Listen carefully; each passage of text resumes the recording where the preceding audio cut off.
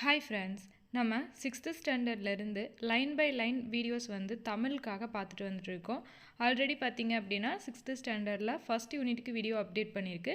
Second யூனிட்டில் first 46 வினாக்களுக்கு video update பண்ணிட்டோம். மீதி இருக்க வினாக்கள் இந்த வீடியோவில் பார்க்கலாம்.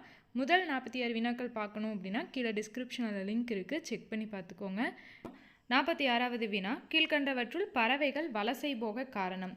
உணவிற்காகவும் இருப்பிடத்திற்காகவும் இனப்பெருக்கத்திற்காகவும் தட்பவெப்பநிலை மாற்றத்தினாலும் பறவைகள் வலசை போகும். தட்பவெப்பநிலை மாற்றம் அப்படிங்கிறதும் இதுக்கான காரணங்களில் ஒன்றாக வரும். இதற்கான விடை இவை அனைத்தும், இந்த எல்லா காரணங்களுமே.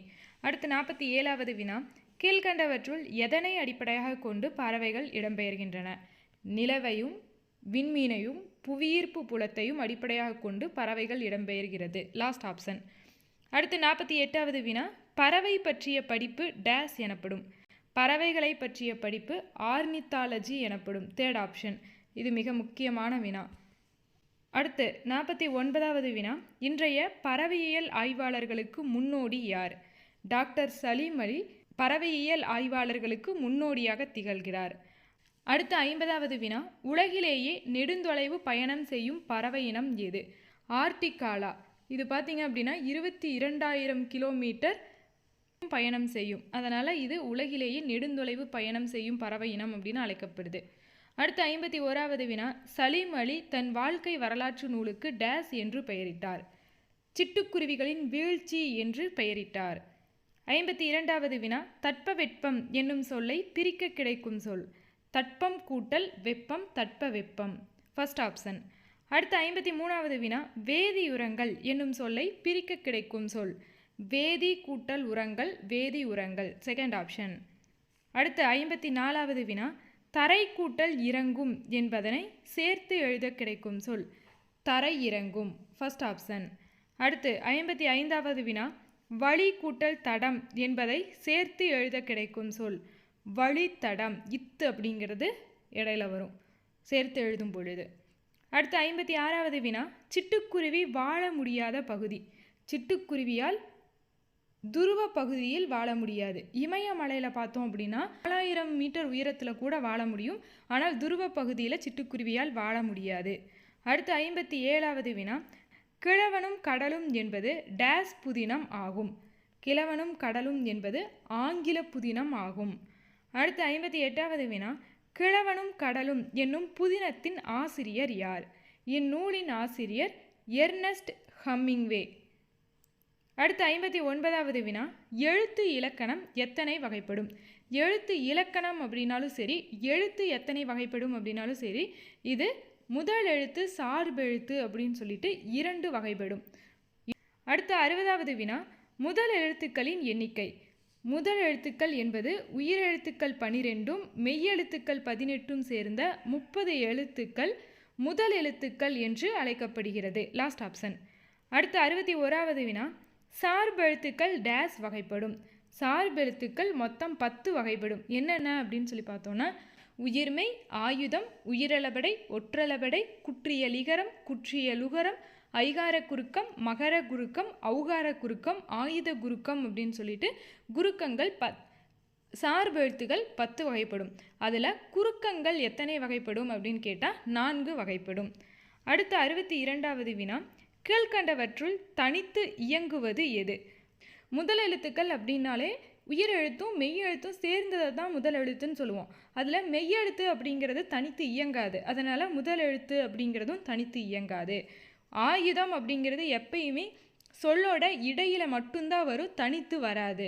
அப்போ இதில் உயிரெழுத்துக்கள் தான் தனித்து இயங்கும் தன்மையுடையது. அடுத்து 63வது வினா, உலக பொதுமறை என அழைக்கப்படும் நூல் எது? திருக்குறள். திருக்குறள் உலக பொதுமறை என அழைக்கப்படுகிறது. அடுத்து 64வது வினா, 7 சொற்களில் மனிதர்களுக்கு அறத்தை கற்றுத்தரும் நூல் எது? 7 சொற்களில் மனிதர்களுக்கு அறத்தை கற்றுத்தரும் நூல் திருக்குறள். அடுத்து 65வது வினா, பொய்யில் புலவர் என அழைக்கப்படுபவர் திருவள்ளுவர் பொய்யில் புலவர் என்று அழைக்கப்படுகிறார். அடுத்து 66வது வினா, திருக்குறளில் உள்ள அதிகாரங்களின் எண்ணிக்கை. திருக்குறளில் 133 அதிகாரங்கள் இருக்குது. ஒவ்வொரு அதிகாரத்திலும் 10 குறள்கள் வீதம் மொத்தம் 1330 குறட்பாக்கள் உள்ளன.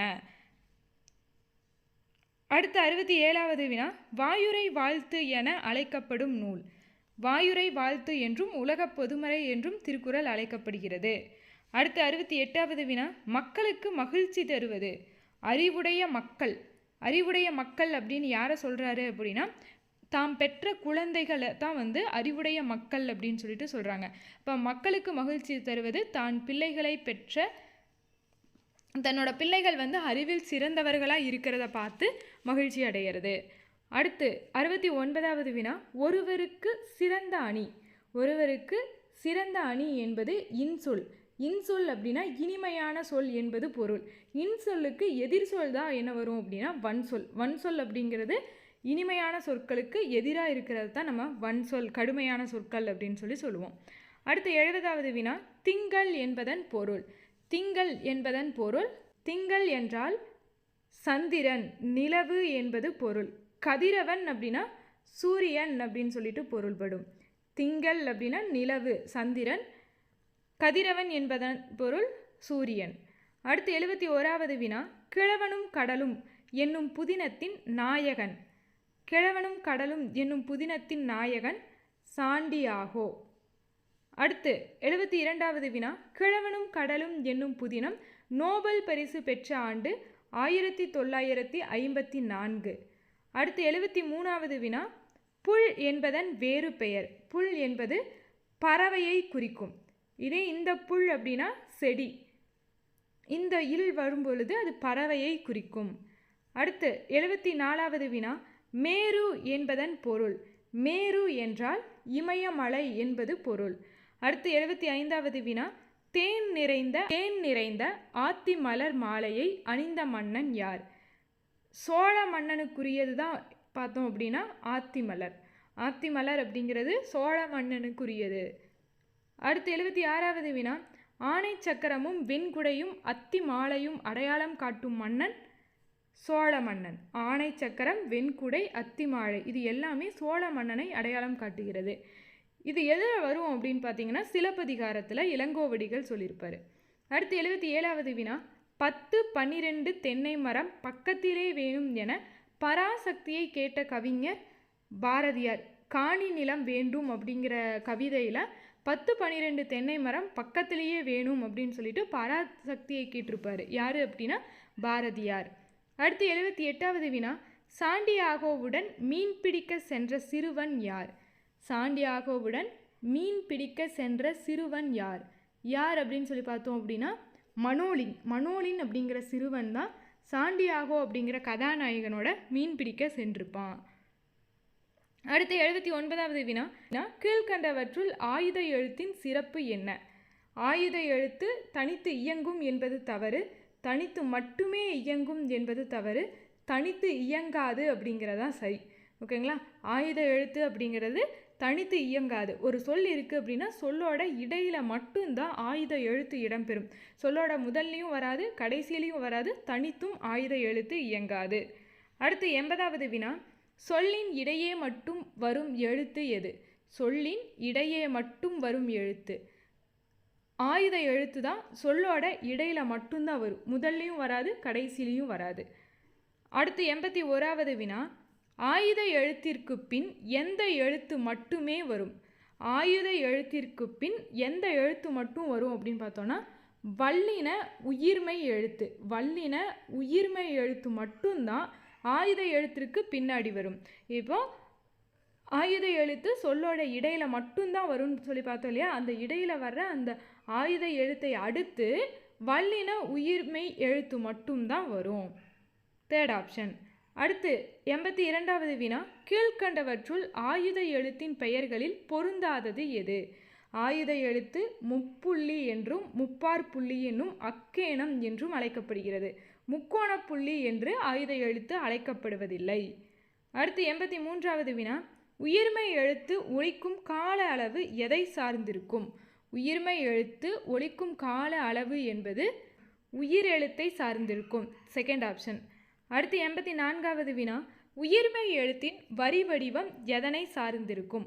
உயிர்மை எழுத்தின் வரி வடிவம் மெய்யெழுத்தை சார்ந்திருக்கும். First option.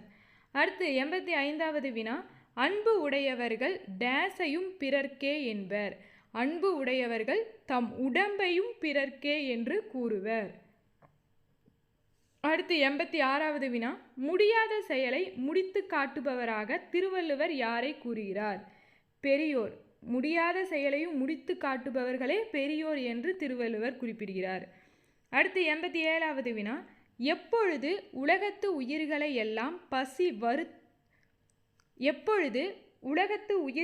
எல்லாம் பசி துன்புறுத்தும் என்று திருவள்ளுவர் கூறுகிறார்? உரிய காலத்தில் மழை பெய்யாத பொழுது. உரிய காலத்தில் மழை பெய்யணும், அப்படி பெய்யாமல் போச்சு அப்படின்னா உலகத்து உயிர்களை எல்லாமே பசி துன்புறுத்தும் அப்படின்னு திருவள்ளுவர் குறிப்பிடுகிறார். அடுத்து 88வது வினா, பெற்றெடுத்த போது அடைந்த மகிழ்ச்சியை விட ஒரு தாய் எப்பொழுது பெருமகிழ்ச்சி அடைகிறார்? அதான், தன்னோட பிள்ளைகளின் புகழை கேட்கும் பொழுது பெற்ற தாய் பெற்றெடுத்த பொழுது அடையாத மகிழ்ச்சியை விட பெருமகிழ்ச்சி அடைகிறார். தன் பிள்ளைகளின் புகழை கேட்கும் பொழுது, அதான் அறிவுடைய மக்களை பெறும் பொழுது. அடுத்து 89வது வினா, கொங்கு அலர்தார் சென்னி. இதில் சென்னி என்பது யாரை குறிக்கிறது? இதில் சென்னி என்பது சோழ மன்னனை குறிக்கிறது. இந்த கொங்கு அலர்ந்தார் சென்னி இது எந்த நூலில் இடம்பெற்றிருக்கு அப்படின்னா சிலப்பதிகாரம். சிலப்பதிகாரத்தில் இளங்கோவடிகள் தான் சென்னி அப்படிங்கிறது சோழ மன்னனை குறிப்பதாக எழுதியிருப்பார். அடுத்து 90வது வினா, திங்கள். திங்கள் என்பதன் பொருள் இப்போ தான் பார்த்தோம், நிலவு, சந்திரன். திகிரி என்றால் ஆணை சக்கரம் என்பது பொருள்.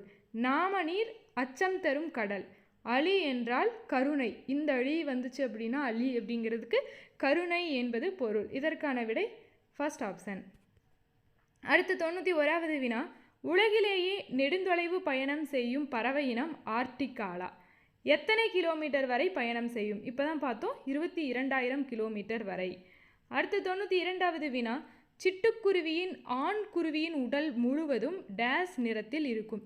சிட்டுக்குருவியின் ஆண்குருவியின் உடல் முழுவதும் அடர் பழுப்பு நிறத்தில் இருக்கும். ஆண்குருவியோட உடல் முழுவதும். இதுவே தொண்டை பகுதி பார்த்தோம் அப்படின்னா கருப்பு நிறத்தில் இருக்கும். சிட்டுக்குருவி ஆண்குருவியா பெண் குருவியா அப்படிங்கிறத இந்த நிறத்தை வச்சு தான் நம்மளால் கண்டுபிடிக்க முடியும். இதுவே பெண் குருவியோட உடல் முழுவதும் பார்த்தோம் அப்படின்னா மங்கிய பழுப்பு நிறத்தில் இருக்கும். ஆண்குருவியோட தொண்டை பகுதி கருப்பு நிறத்திலும் உடல் முழுவதும் அடற்பழுப்பு நிறத்திலும் காணப்படும். ஓகே, இதோட பார்த்தீங்க அப்படின்னா 6th ஸ்டாண்டர்ட் தமிழ் செகண்ட் யூனிட்டில் இருக்க லைன் பை லைன் வினாக்கள் பார்த்தாச்சு. இதுக்கு மொத்தமாக பார்த்தீங்க அப்படின்னா 6th ஸ்டாண்டர்ட்லேருந்து 10th ஸ்டாண்டர்ட் வரைக்கும் 5000+ கொஷின்ஸ் லைன் பை லைனாக நம்ம எடுத்து வச்சுருக்கோம். அது உங்களுக்கு பிடிஎஃபாக வேணும் அப்படின்னா ஸ்க்ரீனில் தெரிகிற இந்த நம்பருக்கு மெசேஜ் பண்ணுங்கள். பேமெண்ட் இருக்குது, வேணும் அப்படிங்கிறவங்க மட்டும் மெசேஜ் பண்ணுங்கள். ஒரு பிடிஎஃப்பில் பார்த்தீங்க அப்படின்னா ஆன்சர் இல்லாமல் வெறும் கொஸ்டின்ஸ் மட்டும் ஷேர் பண்ணுவோம். இனி ஒரு பிடிஎஃப்பில் வித் ஆன்சரோட ஹைலைட் பண்ணி ஷேர் பண்ணுவோம். ஸோ ரெண்டுமே நீங்கள் யூஸ் பண்ணிக்கலாம். வேணும் அப்படிங்கிறவங்க ஸ்க்ரீனில் தெரிகிற நம்பருக்கு காண்டாக்ட் பண்ணுங்கள். தேங்க்யூ.